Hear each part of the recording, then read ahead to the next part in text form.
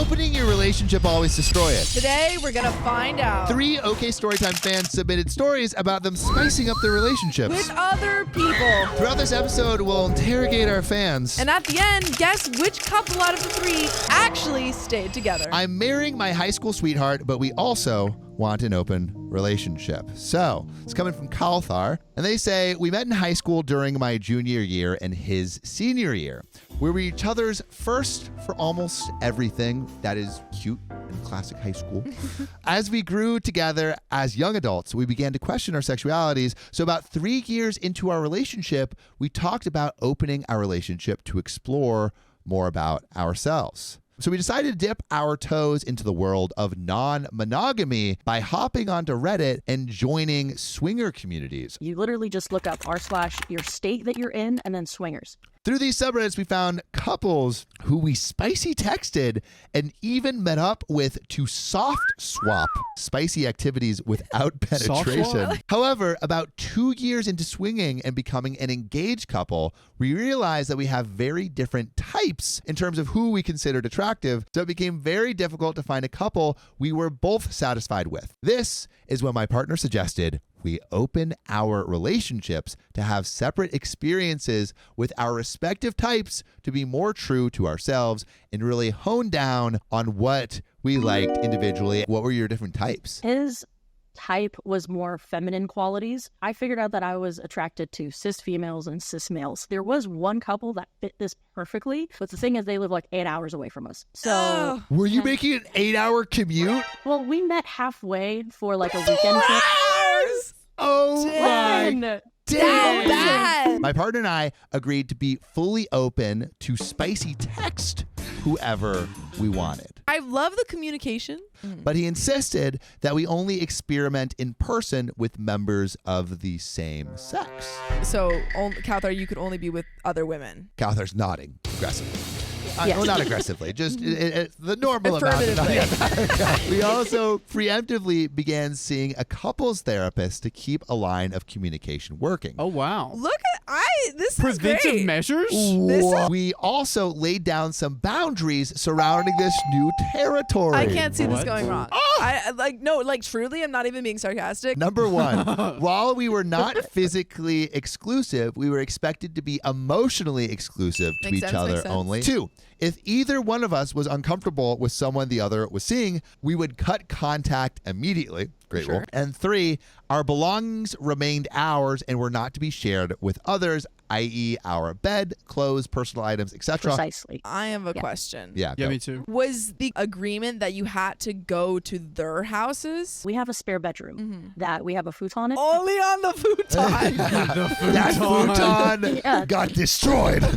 And 4, if and when we have issues or arguments within our relationship, never go to our friends with benefits about these issues. That's a great rule too. While I had a few people I spicy texted, I didn't care too much to meet up with anyone, but my partner was thrilled with his newfound spicy sleep freedom. He had a few people he spicy texted and 2 friends with benefits that he met up with fairly regularly. From my understanding, they would go out and spend the day together, then wind down with spicy activities before going separate ways. That sounds like a date. Sounds like a date. With the emotional side, you couldn't like fall in love or anything. That's like a big no. No, yes. Okay. So Yeah, let me what just do you clarify. mean, Riley? I don't know. Of course. Just to clarify. I'm just asking what. Yeah, Riley, you're not supposed to fall in love, but will that stop Kalthar's partner? Can clear boundaries get muddied up by the desires of the flesh?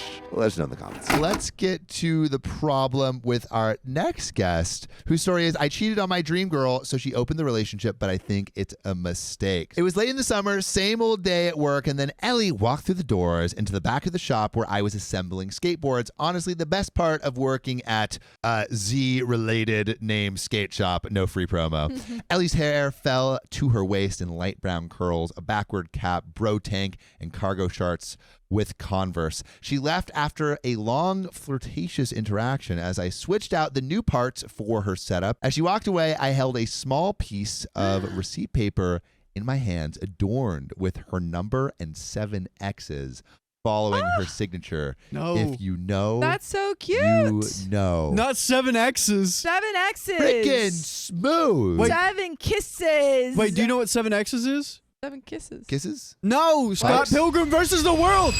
Oh, yeah! I was hooked, and a swift, intense romance followed soon after. That's such a cute. But there was a problem. No. There was a problem. But so No. freaking cute. That was so cute. That was so cute. I don't want there to be a problem. Ugh. The romance started quickly, too quickly. I had just ended an emotionally and physically abusive relationship, and due to my ex's reluctance to leave the apartment, we were still living together till the lease was up, which was at least 6 months.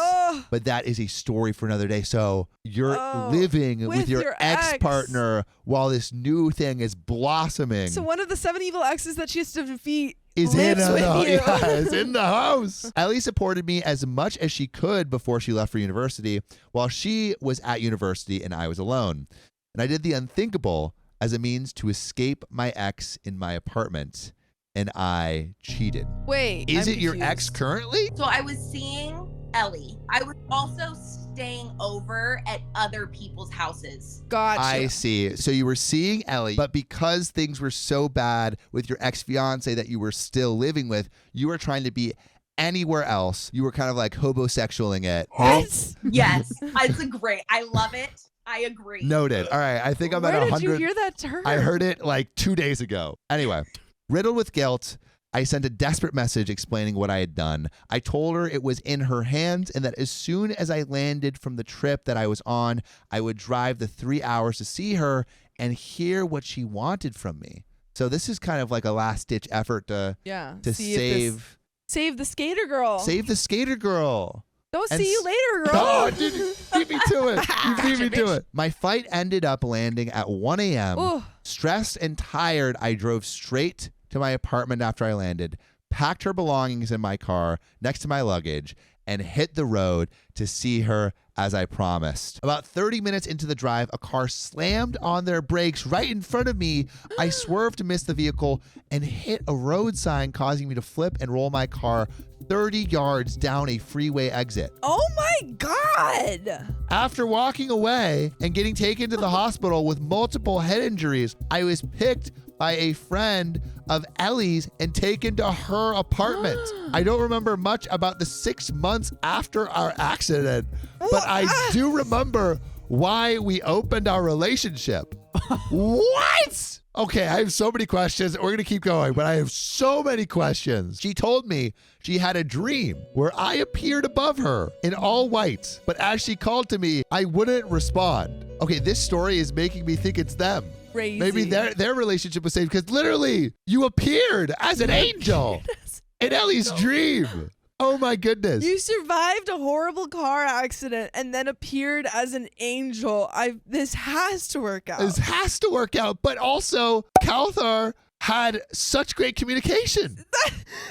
Dream or communication? She called to me and I wouldn't respond. She got up and grabbed me above the waist and begged me not to leave her. She then woke up to my phone call. I was telling her I was in an accident and would be late getting to her. Honestly, savage. Where it's like, hey, I just rolled my car. Sorry. I'll be a little late. I'll be there in a sec. After arriving, I told her with everything I was going through, getting away from my ex and nearly dying while facing the guilt of cheating her, I explained that I wasn't ready to be in a monogamous relationship. And for some reason, to this day, I can't fathom why she didn't want to lose me. I'm not sure why I was so lucky, but Ellie stayed and we continued a poly relationship. We had an amazing time experimenting. Ellie dated separate people. I did the same, and it was going well. Okay, so this is how we've officially have opened the relationship. Yeah. We were able to foster multiple enjoyable relationships and experiences over a couple of years, and there were times when we as a couple dated one person. Okay, so it seems like Hope and Ellie are kind of Going good. expanding what an open relationship and a poly relationship could be and experimenting. Not that you should ever guilt anyone, but if you want someone to stay in a relationship with you, getting into a car accident Effective. is effective. Effective. Worked for Hope. But when it came to one-on-one relationships, we agreed that certain things had to be discussed before anything happened. Things surrounding interest, pursuit, starting relationships, the evolution of relationship, and of course, spicy sleep. This was the understanding that at parties and bars where spirits were involved, no spicy sleep was allowed, but kissing had to be disclosed immediately. If we were dating them as a couple, well, consenting adults are going to do what consenting adults are going to do, and with a lot of communication, it worked for us. I usually had boyfriends, and Ellie usually had girlfriends. Together, we had both. After about 1.5 years of dating, we got married. Whoa! Whoa! Still in a poly relationship. I okay. think so. Yeah. At one point, she was dating one of my best friends, Francine, and I loved the two of them together. Amazing. Dang, props This to is you all for going not being really well. jealous. They were really good at supporting each other through classes. I loved being in the studio late, working on a sculpture, and the two would come in to bring me dinner or snacks. We could all hang out and spend time separately doing what we loved, and we often had or made friendships with the other partners. After leaving university, the number of relationships slowed way down and real life and jobs took over. All the same boundaries were in place, and we still managed to have a good time with friends who frequented the bars with us. As stagehands who doubled as restaurant workers, it was easier to work at the same locations, and we only had one car, so we were together while interacting and getting to know each other. Low key, Also high key. sounds good. Sounds healthy. Like sounds like we had a bump and then we pushed A past bump it. and a tumble, like literally a bump, a And a bump car and a wreck. tumble, and a car wreck. but this relationship was not a car wreck. A car wreck. This relationship is going well. So, Hope, how did you establish? Because it seems like the boundaries that you established are working quite well. It kind of just sounds like a fun little friend group that has spicy sleep with each other every once in a while. Is that how it felt? It kind of changed and grew and developed. It depended really on who we were with. The biggest thing was just communicating through everything. But will this be enough? Probably. Or is it? Did the heavens communicate through Ellie's dreams to stay with Hope? Is marriage the golden ticket to a successful open relationship? Tell us what you think. But before we go into Hope's update, we're going to go back into our third guest, Rachel, and they say, I told my boyfriend that I might be bi, so we opened our relationship, but I'm having second thought. So Act 1, the problem. Jack and I had been off and on since the beginning of our relationship. Outside of the rocky start of the relationship, there never seemed to be much of an issue. I was always allowed to express myself with Jack, and as I've always had an attraction to women, I was always able to have my own girlfriend outside of him in our relationship. Oh, so this kind of started a little bit It was open. already open. It was kind of already a little open. With this exploration, I started to have feelings that monogamy was bizarre and not what I needed in my life, even though I grew up in a standard monogamous American household. I knew that my love life was moving down a different path, knowing truly that I was attracted to both males and females. With Jack allowing me to explore my sexuality, I realized at this point that it was not fair for me to be allowed to explore, while Jack had to stay within the restrictions of a monogamous relationship. So with the Rachel, it started was out open on her end. side, but not open out on his end. Yeah. So it started open just for her. Yeah. And she's like, I don't know if this makes sense for him. Even the playing field. Yeah, even the playing field. So at the time, I started a conversation with Jack to see if we should open the relationship or close it off completely. After that, we sat down to set out some ground rules, which was essentially just to ask for permission before exploring any relationships. So bring in Rachel. You said it started with you having an open relationship, basically, and him being closed on the other side. and closed on his end. How was that conversation in in starting that? It wasn't really a conversation, honestly. It was just kind of something that happened, and I was like, "Oh, hey, I like this girl," and Yeah. he's like, "Well, you should go and talk to her." Okay. There was a lot of already swapping going on when we were quite young, so it was kind of just normal for everybody that we ran with. So basically, this is normal boilerplate stuff in Rachel's friend group, but now we're kind of opening up on his end, which could maybe throw things for a loop. Getting into Act 2, the experimentation, we tried a few things to start with. We tried everything from swinging to full partner swaps to individual partners to threesomes, foursomes, and beyond. Sounds like a little. I want to know what is beyond a foursome. But we've even tried dating someone fully and exclusively, like other Orgy? people fully and exclusively. I guess, yeah, orgies are beyond foursomes. To say it was a nightmare to see where our interests aligned would be a lie. It was worse. However, although it was a trial and error process, we definitely had a lot of fun in between. Over the years, we would talk to people and have a thing, but it was never really anything solidified. We dated a few girls here and there, and they would say they were poly/open, but were really only dating Jack, even though we together, as the three of us, I think we're all dating each other. So basically, like, it almost feels like Rachel was kind of being left out at certain points. I tried to ease the tension of the situation, always letting the other partner know, hey, you don't need to be with me to be with Jack. And most partners would always claim that wasn't how it was and that we were all dating. We're like, hey, don't worry. It's all of us. Which is so stupid when you're given an out and you don't take it and then you actively exclude someone. Exactly. It's like you are given, like, you have full license to do what you want. Just be open Be honest. and honest and communicate. Some of those ended in fire and was an overall crappy experience in our venture. And then we started dating another girl that was for us. And she even broke up with her boyfriend for us. Wow. So I guess it was getting serious in the poly relationship.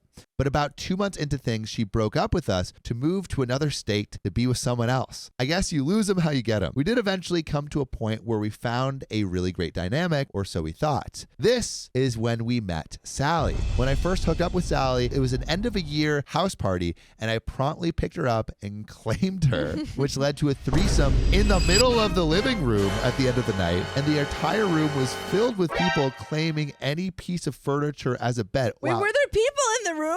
So Sally's first spicy experience with another woman occurred in a threesome surrounded by a disregarded audience. Wait, like they didn't care?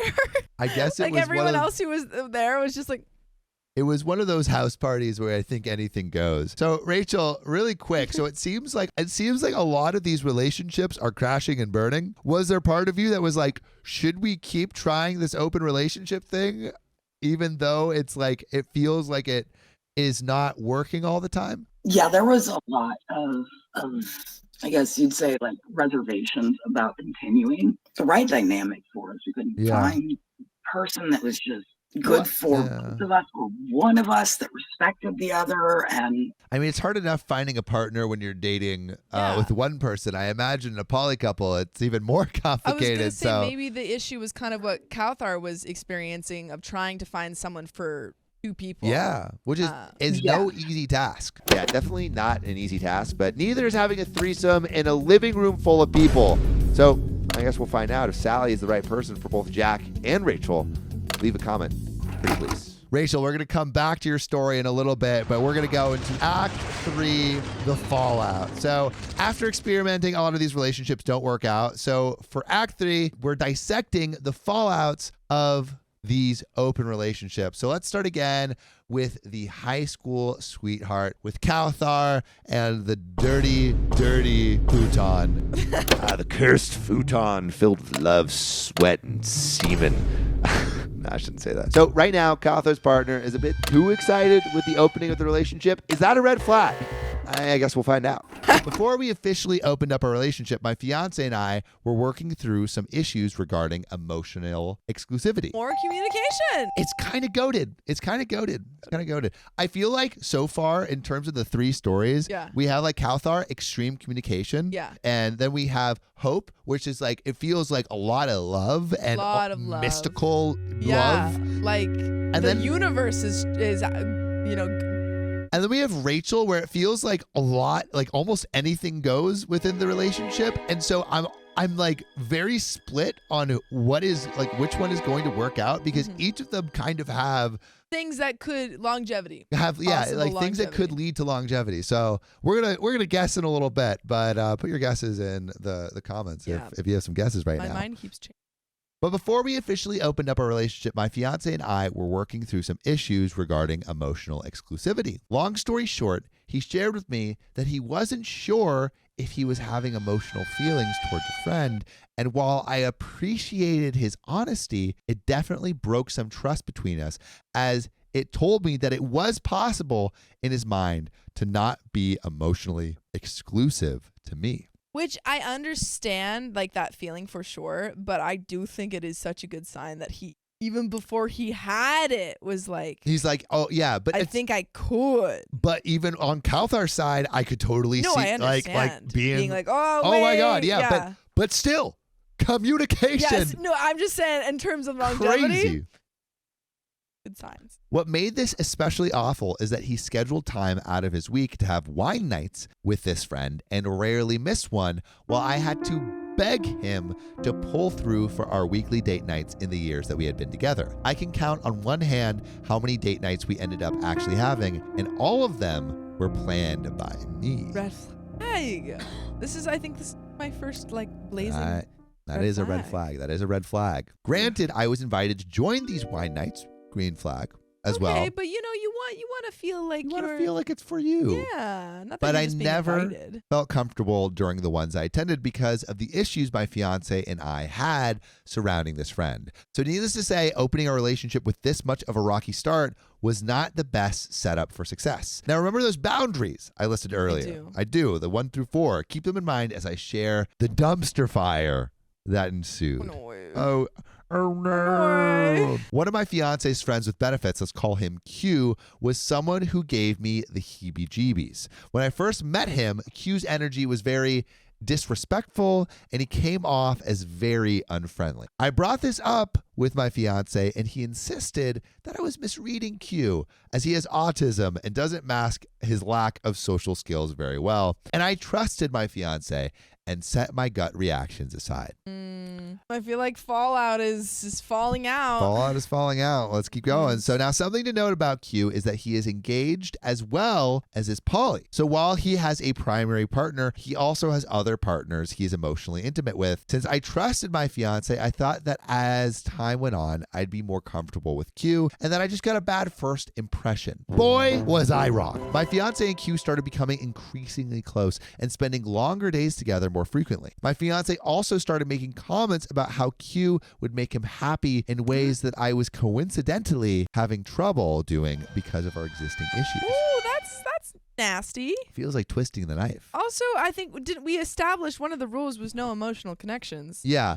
And also I feel like just continually seeing someone with spicy sleep involved, while also potentially being like datey could be. That's just a recipe for emotional attachment. Well, let's keep going. So one night while I was spending the night at my best friend's house, my fiance had Q over. I knew about this, but what I did not know was why I found my spicy sleep toys in the bathroom the next morning instead of in my drawer where I last kept them.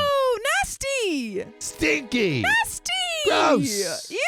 Bleach. There was one rule. Don't use our stuff. Well, there was 4 rules, but but there was one of the rules of the 4. Don't share. We keep it on the futon. Keep it on the futon. Also, that's just kind of like unsanitary. Yeah. Unsanitary. Kind of to use other unsanitary. people's spicy sleep toys. So after asking my fiance about them, he casually said that he had used them on Q the night before. Oh, I'm angry. I no longer believe in this relationship. I was livid. And all he had to say was that I didn't specify that spicy sleep toys fell under the our personal belongings boundary. As you can imagine, this did not help with the already festering trust issues I had towards my fiance. My already distant demeanor worsened, and him simply existing pissed me off. Our bedroom activities were non-existent at this point, and it drove a huge wedge between us. My fiance decided that Q would be a great support for this and turned to him for advice about a relationship problem. Another one of the rules. You're knocking every rule down, boyo. Oh. The whole reason why I had the don't go to friends with benefits for support boundary is to prevent friends with benefits with ulterior motives from interfering with our relationship. Well, it just so happened that Q had feelings for my fiance, so he took all the issues that were shared with him and spun them around to make me out to be an abusive, controlling partner who needed to be put in her place. We're going to stop the story here. There is an update. This one I was believing in. I was believing so hard. Whoa, jinx. Really quick. We were both believing so hard. Kauthar, what happened? Dumpster fire. Dumpster fire. Oh my God. What, on the Q situation, what what were the things that he did that were just like, ew? So I had one of my friends over and we were like napping and he had walked into the room and just kind of stood there like visibly pissed off and then walked away without saying anything. Then, I get up and go downstairs to see what the fuck that was. And, my fiance was down there and he's like, oh, this is Q, me, Kauthar, blah, blah, blah. Wait, And that I was like, the oh, first time hi. you met? Yes. He glared at you the first time? Yes. I was just kind of like, what? He was just very short and curt responses and just like very clearly seemed pissed off that I was there. And I was just like, This is my home. I'm sharing my partner with you. Yeah. You should be grateful. I paid for that futon. But yeah, that's how that was. Yikes. Big red flag. You don't use other people's spicy sleep toys. But let's move back to Hope, who hopefully has a little bit more hope in her relationship. Let's see what happens in this next part of the story with Hope. So now all the positivity was more of an outward experience. Behind the happy smiles, the relationship was struggling. Communication was a bit of a problem. Ellie would tell me she was pursuing someone after kissing them and not before, like we agreed to. We had rules. The rules. Why does no one listen to the rules? She would also withhold information or hide the evolution of the relationship due to being uncomfortable confronting either party with all the facts. Oh no, Ellie, you were the dream girl, the dream skater girl. Then at one point, Ellie and Francine, Hope's best friend, they were going to be out of town together for about 3 months on a work trip. During this time, I explicitly asked for all romantic relationships to be cut off. Things did not get cut off. And to make things simple going forward, we decided that the boundaries of our relationship would be discussed in person with all potential partners as a group. That worked for a while, and then it became an increasingly bigger problem when I would spend time with my partners, some of which she had set me up with, and she would get incredibly upset and jealous of the deep conversations and time being spent without her. So it sounds like Hope's just doing what Ellie's doing, but now Ellie's getting mad. Yeah. We worked through it and things were manageable. That was until she flunked out of university and asked me to drop out too due to her inability to trust me around other people because she knew I would cheat on her. I can honestly say that since I had cheated on her in the past, her feelings were valid and we left university together. After this, things were manageable, and being stagehands, we were still able to find a community of individuals who understood and participated in open relationships. I, however, had stopped seeing anyone one-on-one to focus on fostering only relationships that included my wife, but she did not do the same. So basically, Hope is just focusing on trying to strengthen the relationship. Ellie is kind of seeking things out. And also is side. asking a lot from Hope in terms Asking of a lot. dropping out of school. Dropping out of school, asking that's her to drop crazy. the relationships of any sort of, Yeah. Yeah. That's a big sacrifice. Since my accident, I had not been allowed to get my license reinstated, and I started to feel lonely with the number of relationships she chose to foster. One girl in particular at work, Sarah, and I got along really well, and we developed a fast friendship. As my wife was the only one who drove, Sarah and I would wait at the bar together for my wife's shift to end, and we would all have a drink or two, go our separate ways, rinse and repeat. After a while of doing this, Sarah and her girlfriend broke up, and Sarah would hang out at our house as often as possible. We smoked the devil's lettuce, complained about work, smoked some more devil's lettuce. Then Ellie and Sarah started to hang out a lot, and I mean a lot. Wait, so you all three were hanging out, and then Ellie's like, mine. To just clarify, was the relationship still open at this time? I think the relationship is still open. Okay. But like Hope focused on relationships that involved all three, and Ellie's just kind of focusing on like relationships that just involve her and another person. That's true. Hope, is that right? That's true. Okay. I would get dropped off at work and Ellie would go to Sarah's apartment. The days I worked and they didn't, they spent the whole shift together and fell asleep watching movies. And then there was the shoe incident. Not the shoe incident. Sarah and I were walking through the bar and her shoe was untied. So Ellie, seeing this, came over, dropped to her knee and said, "Oh no, let me get that for you," and proceeded to tie her shoe. Ellie had never, not once, done that for me, and I knew that this was another crush. I was not worried. Why weren't you worried? We'll ask in a little bit. Well, it feels like Hope is still okay with the kind of open relationship, and That's true. It's Ellie that's getting more jealous in terms of. That's true. I guess, yeah. Like in Hope's book, it's like, oh, it's fine as long as all three of us are involved. Yeah. It's totally fine. Sarah had recently started dating Ellie's bestie at work. Relationships are crazy because there's like I'm trying to remember all of the different. I would need a whiteboard. We almost need the whiteboard. There's a lot of like intertwining relationships. But it's all just the same lines. It's true. Yeah. So Sarah had recently started dating Ellie's bestie at work, Howard, and Ellie holds friendships on a pedestal and she would defend them with her life. On top of that, Howard was about to sign a lease with us and be our roommate. Whoa. And you just don't mess with your housing by sleeping with your roommate's girl. Yeah, don't poop where you eat. I feel like someone's going to poop and sleep where they sleep. They're going to spicy sleep where they sleep. Now, a week later, Howard and Sarah broke up, and Ellie was spending every moment at Sarah's apartment that she could. Wait, so Sarah started dating Howard, and then Howard and Sarah broke up, but you're going to be living with Howard. Yes. And Okay. Ellie is presumably still hanging out with Sarah. Yeah. So now that makes it a little complicated. Now, a week later, Howard and Sarah broke up, and Ellie was spending every moment at Sarah's apartment that she could. Ellie even let it slip that they had taken naps together. Naps, sure. Not I think it's more like a naps, sure.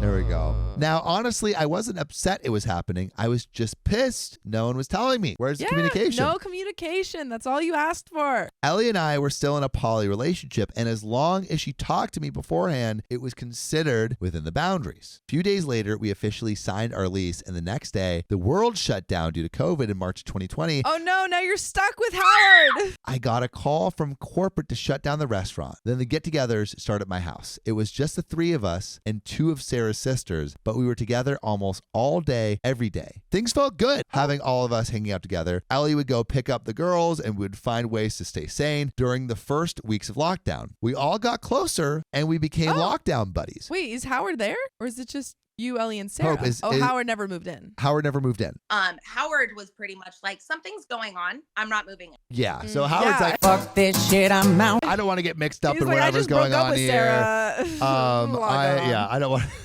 I want to have my distance. But then it kind of ended up being okay because you guys were all locking down. It was kind of fun. Yeah. Okay. Okay.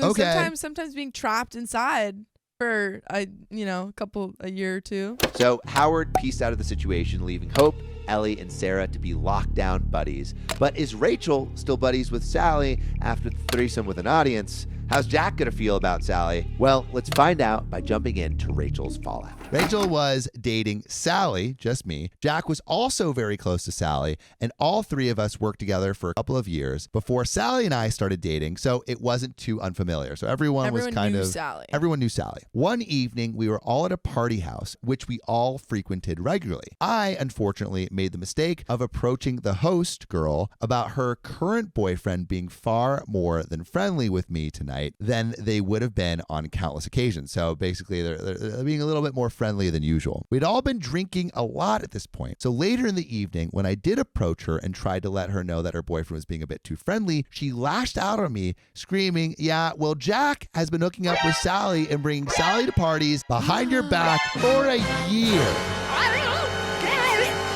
People are sneaky in an open relationship. Well, you don't have to be. You don't have to be. This totally threw me for a whirl and really confused me as we're in an open relationship. Yes! They didn't need to be sneaking around at all. Why? As we agreed to, the rule is to just ask for permission. So if any partner in the relationship wanted to see other people, all they had to do was ask. So keeping this a secret from me was bizarre to say the least. I absolutely lost it. Then, because I had a few drinks and was feeling betrayed, I had a bit of an altercation with both Jack and Sally, and eventually brought Sally into their bathroom to interrogate her and learn more about the situation. Again, all they needed to do was ask, so sneaking around was very strange. After some questioning, I decided that ending things with both partners at this time was the best call for me. Not long after, I eventually tried to reconnect with Sally, only to find that they had very recently slept with someone who I at the time thought was my best friend. Whoa. Oh my God, the fallout is crazy. There's an entire story on that person in and of itself, but that's for another time. We're gonna go to the reveal in a little bit, but right now, it feels like Pretty hopeless. it feels that pretty hopeless.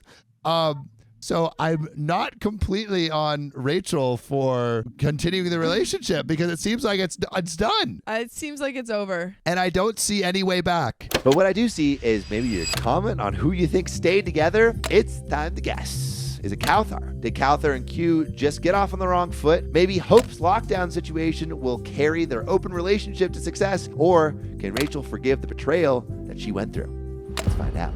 I don't think it's Rachel I don't think it's because Rachel. I don't think it's Rachel. Rachel, your story is crazy. At the beginning, I was like, oh, it feels like anything could go. Yeah, it feels You know? like there was communication.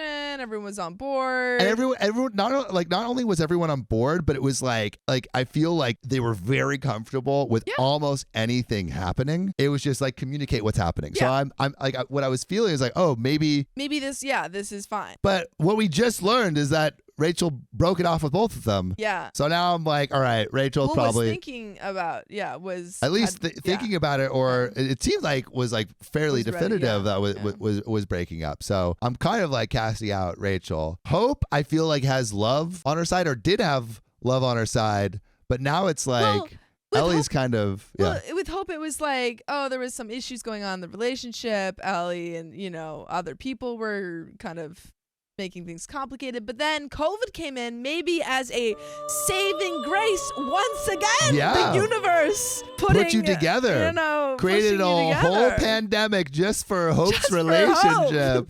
So like we kind of ended on things trending up, whereas like Rachel's was just going down into the dirt. Hope's was in the dirt, but now rising. But perhaps resurrecting. And then Kauthar, great communication throughout all of it. But now we have this like the Q factor. The Q factor. The Q factor. Q is a little bit you. That's what I always say. You as in like the show? You. Oh, you. I don't know. Like for me, it's a toss up between Hope and it's Kauthar. Hope. I feel like it's Kauthar because Kauthar is like has had the communication from the beginning. That's true. And it was solid. But the universe wants Hope to be together. Riley, what do you think? I'm gonna go. Sorry, Rachel, not Rachel. I feel like that guy was not, respecting you in those boundaries. You deserve better. But I also could see like I also just see Rachel like it was so messy and it was going downhill, but I could see it coming back. I don't want you to be with him.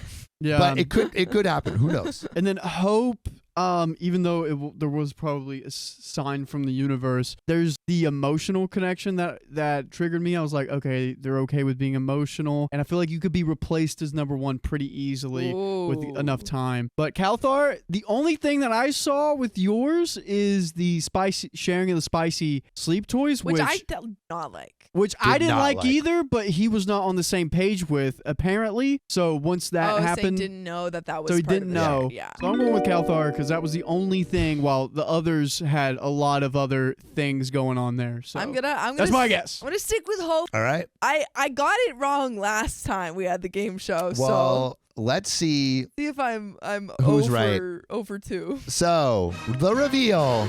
Let's check out who stayed together in the end and if our guesses were right. Let's start with the high school sweetheart. Let's start with Kauthar. Q Evil Q convinced my Evil. fiance that the only way to put me in my place and to break free was to break up with me. You. So on my last day of school, just as I was finishing up my final, I received a text from my partner of 6 years telling me how he had to be the bigger person and break up with me. How is that being a bigger person? I'm hoping that something else happens. On my way home, I stopped to get gas and ran into my fiance with Q. I remember barely making it back home and being hysterical as I was putting the pieces together and realized that the whole breakup was orchestrated by Q. Manipulated by Q. Later that night, when my now ex-fiance came back home, I wanted to make sure that he meant it and didn't mean that we were on a break and getting back together eventually. He confirmed that we were in fact over, and I was promptly sent out of our bedroom and made to sleep in the office on the futon. Not the futon! Not the futon! No! Kauthar, not the futon! Oh, alone and betrayed, heart smashed in smithereens. That was just this May.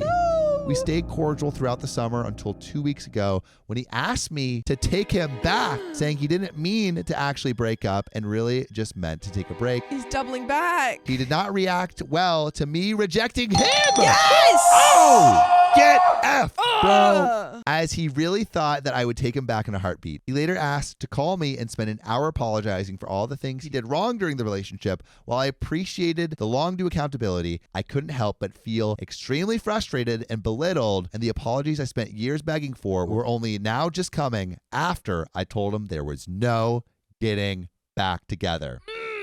Shove it in his face. Wow. I mean, Yes. the relationship ended, so we were, me and Riley were wrong. You were wrong. But kind of W for Kauthar. Yeah. W for Kauthar. Yeah. Don't take him back. L's for It was Sam and hard, Riley. but- W for Kauthar.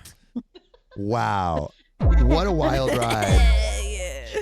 Okay, so now going on to Hope. By 2 And weeks in lockdown, a million things had changed. Howard had moved out feeling betrayed by the relationship Sarah was gaining with Ellie. On top of that, the two sisters of Sarah that had been in our house through quarantine were moving in. And a few days after the official move, Ellie is talking to me and saying, shit, I have a cold sore coming on. I gotta tell Sarah she can't kiss me. And I'm all like, what? Since when are you and Sarah close enough to be kissing each other? I don't remember what she said, but that was enough to get me investigating. Wait, so she literally told on herself and you were like, wait, we never talked about we that. never talked about that. Investigating is a bad word. I invited a coworker over who we were all got along with, sat the two of them down, and started the interrogation. I asked them what was going on and how long it had been going on, and the response was, nothing's going on. Lies. So I asked when they had started kissing, and they said, I don't know. It just happened. What do you mean it just happened? These things don't just happen. There's a lead up. Two people got to lean in. I asked again Or what was smooching. going on, and they said nothing. So I sent them to my room to talk until they figured out exactly what it was that was going on between the two of them. It took about an hour, but they slowly exited the room, heads down. They turned their heads to look at each other and then looked up at me. Ellie speaks and says, well, we know we like each other, but nothing is going on between us. I was over it at this point, and we took everyone home. Ellie and I spent a couple of days together and fought a lot. Therapy was mentioned, as when we got married, we agreed to marriage counseling before any divorce. Yeah, they're married, remember. Oh. Then on April 8th, 2020, I woke up and started coffee. Ellie met me on the porch, and I saw a picture of Sarah on her phone and the message from Ellie, and it read something like, good morning, baby. You look beautiful with the ocean behind you. I love you. And So you lied I again. lost it. I started yelling at her, and she asked me if I was happy. I responded that at the moment I wasn't happy, and she told me she wasn't happy either, and that Sarah showed her what love really is and wanted to break up. I ended up in the hospital the night after having a mental breakdown and was required to go back to see my family 600 miles away. While I was gone, Sarah moved into my house, and I never went back. Our divorce was finalized about 2 years later after an intense custody battle over my dog. I got custody, by the way. And to this day, the divorce is the best thing that's ever happened to me. Were we all wrong? We were all wrong, but Hope, I am so glad So you're out glad, of yeah. that. And so glad That you got the the dog. Yeah. It's incredibly frustrating that they continue to say that nothing was going on. Just communicate. And Why al- lie? Yeah. Also, I'm really annoyed that like Ellie was like, "Oh, I can't kiss her because I have cold sores." What about you? Yeah, wait, really We're quick. not kissing Hope, you. what was the deal with that? Can you tell us really quick? Yeah. That's a good question, because that's exactly what I said. She's like, wait, I have a cold sore. I can't Like, I can't kiss her. I have to tell her. And I'm like, The fuck you say to me, you little shit? hello, you kissed me 20 minutes ago. Yeah. Well, what's going on? And she's like, oh, it just kind of happened. And I think we were drunk and that kind of stuff. I was like, Stop it. But also she implied by saying that she was going to kiss her again. exactly. So I'm like, you're obviously Yeah. hiding way too much. This is weird. It got weird. And I mean, I interrogated him. Yeah. Yeah. I was a lawyer when I was a kid. I'm very, very familiar with how cops work, and Yeah. I interrogated. I'm happy she left me at this point. They were both absolutely crazy, but she fought me for my dog. I got my dog. Freaking And Legally Blonde moment. Honestly, You got the dog. I am so glad that you got out of that. She seems totally way too much drama for you. And I'm glad you got your dog. But finally, Rachel, the reveal. The red hair, double red hair. Yeah, you totally What? did a bait and switch because in the last act things were going downhill. Yeah. I'm gonna read Rachel's reveal. We got some questions for you, Rachel, but I'm going to read. So after some questioning, I decided that ending things with both partners at the same time was the best call for me. But not long after, I eventually tried to reconnect with Sally, only to find that they had very recently slept with someone who I, at the time, thought was my best friend. There's an entire story on that person in of itself, but that's for another time. In and of itself. In and of itself. At Thanks. the same time, both times. But that's for another time. After learning this, I lost it again, and feeling the betrayal of a best friend and two partners, I decided to end contact with Sally for good. After about 1 year of animosity, I ended up pregnant with who? Which is why, okay, maybe this is why it works out. We'll see. And I chose to go see my coworkers at a job we shared. And to my surprise, I was met with Sally and a box, and they gave me the box, and inside was a giant stuffed AT-AT from Star Wars, meant for my soon-to-be child. And after the sweet gesture, we started talking again. They were dating someone we will call Jay. After some time goes by of no issues, Sally and Jay went looking for houses together and ended up buying a house together. More on that later. Meanwhile, I gave birth, and after that, Sally was there every day and every night. At this point in the relationship, Jack was no longer living with me because my father did not like him. And after some time and little to no drama, Sally revealed to us that she bought the house with us and our child in mind. And shortly thereafter, Sally parted ways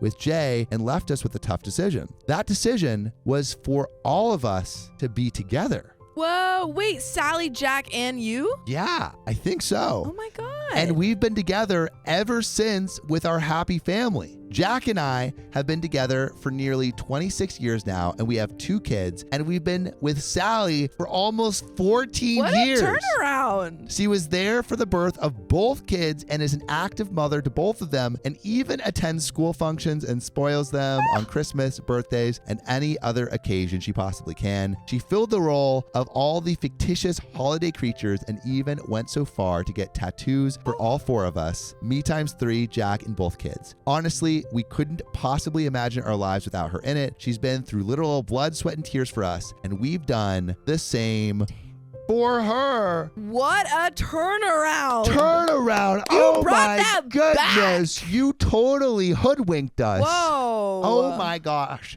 So what about the relationship now feels so much more healthier. stable and healthy Yeah. than what it was before? Like, how did you get to this point? When I found out about the 2 of them, I had already determined that I was in love with her. And I had gotten back with said Jack shortly after we had broken up. We both just sat down and talked about it one day, and we're like, yeah, no, we were already friends with her again at the bare minimum. We started from scratch. Yeah. And we sat down and talked about it, and we realized that we missed her. We wanted her in our lives.